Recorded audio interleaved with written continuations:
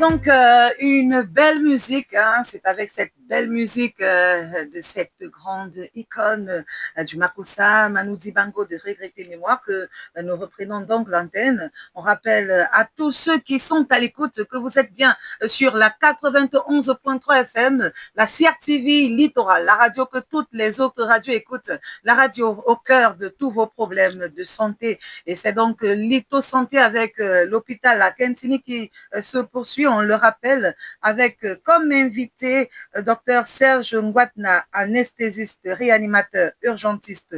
D'abord, d'entrée de jeu, docteur, on s'est déjà dit bonjour tout à l'heure. D'entrée de jeu, que fait un médecin, réanimateur, urgentiste et anesthésiste? Merci pour la question et c'est l'occasion pour moi de remercier, de passer un coucou à tous mes collaborateurs et tous mes collègues des services des urgences, de réanimation et d'anesthésie au bloc opératoire. Alors, en quoi consiste cette spécialité? Si je commence par la spécialité en anesthésie et réanimation, l'anesthésie est la spécialité médicale qui s'occupe de l'endormissement des patients au bloc opératoire, de la prise en charge de la douleur et de la prévention, de la sécurisation du patient pendant tout le parcours péri-opératoire des patients. Ça veut dire avant, pendant et après la chirurgie. Vous êtes accompagné dans tout votre parcours au bloc opératoire par un médecin anesthésiste qui est le garant de votre sécurité pendant tout ce parcours. Le réanimateur, quant à lui, a pour principale mission, de prendre en charge toutes les détresses vitales nécessitant des mesures de suppléance. Vous avez une difficulté à respirer. Vous avez besoin d'une supplémentation en oxygène. Vous avez besoin d'un respirateur.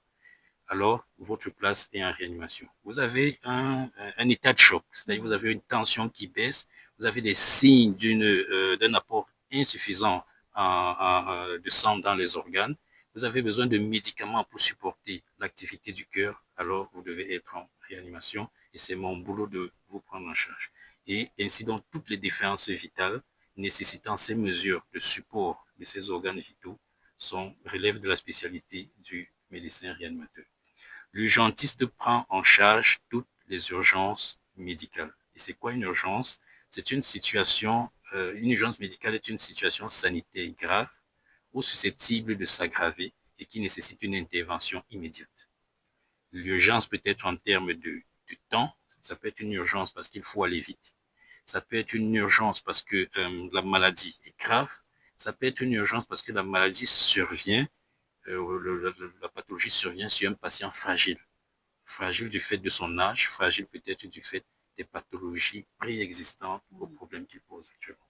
Ce sont des spécialités transversales c'est-à-dire que le médecin anesthésiste réanimateur et l'urgentiste travaillent en collaboration avec les autres collègues des autres disciplines, mais ne travaillent pas seuls.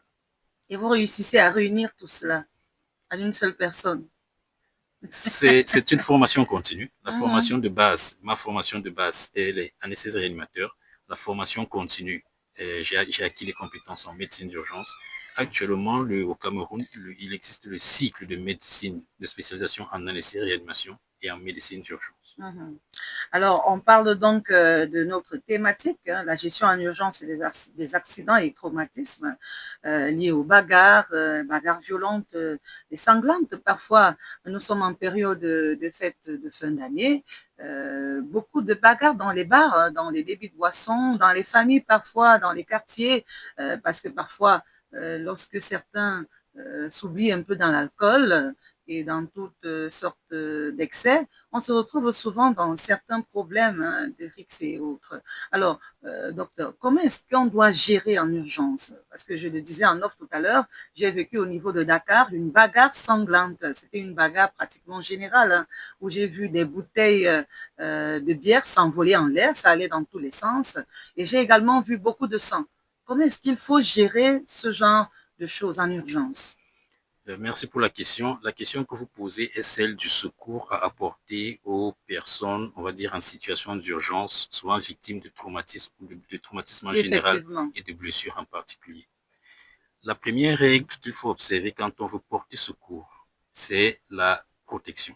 Vous devez vous protéger d'abord vous-même, le secouriste. Vous devez protéger, vous assurer que la victime est protégée et vous devez protéger. Se protéger soi-même. Dans ce genre de situation où les bouteilles volent en l'air, les bouteilles de bière, on se protège comment? Justement, Marcel, Oui. vous ne devez pas intervenir tant qu'il y a des bouteilles qui volent. Parce que vous-même, vous vous mettez en danger. Et si je ne vous le souhaite pas, mais si le pire arrive, au lieu de déplorer une victime, on en déplorera au moins deux. Au moins deux. Effectivement, donc la première règle du secouriste, c'est se protéger d'abord. Éviter le suraccident.